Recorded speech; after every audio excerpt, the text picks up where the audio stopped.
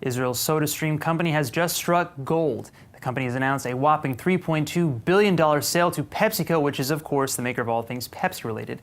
This means that if you always wanted the ease of brewing your own Pepsi drinks at home, that's exactly what's about to happen. But this deal could also be a game changer for Israel's economy for a number of reasons. Here to discuss that is the Director General of Foreign Trade for the Manufacturers Association of Israel, Dan Catarivas. Dan, thank you for joining us.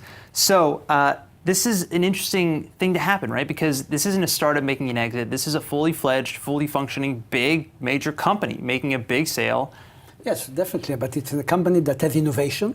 It's true that making soda is not an innovative matter, sure. But actually Sodastream did actually brand itself as an environmental society, or company, which is actually very friendly to the environment. Sure. It's actually saving the necessity of buying bottles and actually having a lot of plastic, which is actually a waste. So actually it's a new trend, and actually it's bringing the soda into your home. So it's a totally different concept, and the fact that PepsiCo has actually embraced this concept is definitely something quite nice. Yeah, I think it's probably a rebranding for Pepsi also, because like we see, especially in the US and some more and more in Israel now too, but a lot of people fighting plastic, Starbucks banning plastic utensils and straws. Definitely. I mean, the fact that, again, innovation is not always something new in high tech. I mean, you can innovation in marketing, you can innovation in actually an idea, in a concept. And I think the concept of actually saving the consumer to bring home, kilos of pounds of bottles, this is the new concept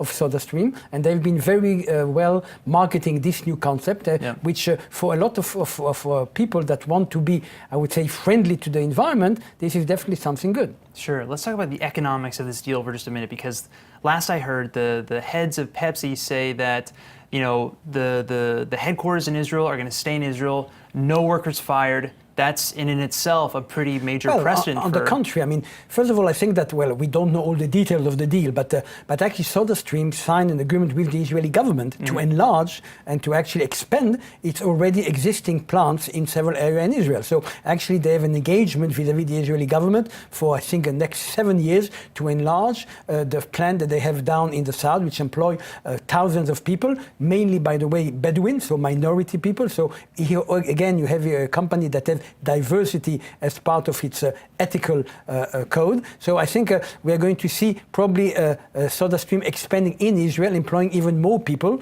And I think it's a win-win situation for PepsiCo, that is looking for something new, for a new, I would say, innovative product. And for Israel, Sodastream, which has now a strategic alliance, which is going to have even a bigger international presence. Sodastream has already presence in 46 countries, okay? So it's not as you said, it's not a startup country. It's a company. It's a mature company, and I think it's a good sign for Israeli companies that not only can be bought as startup, but can be bought as also adding something to multinationals. Yeah, that was going to be my next question. How do other companies, are we going to see more deals like this, like really big dollar deals happening to other companies? Because I see Sodastream everywhere when I travel.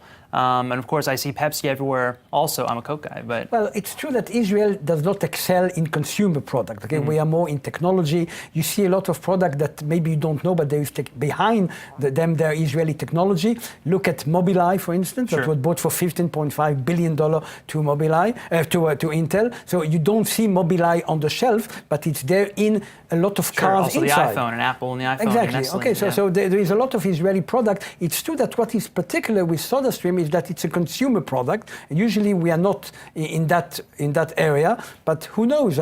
I hope that we had in the food business you had Nestle that bought Awesome many years ago. Right. So it is another multinational that bought an Israeli company. So I hope that it's only the beginning of a new trend of Israeli being bought and upgraded by multinationals. Sure. No, I have a feeling that we're going to see a lot more deals like this, hopefully with big numbers like that. Dan, thank you so much. Welcome. Of course.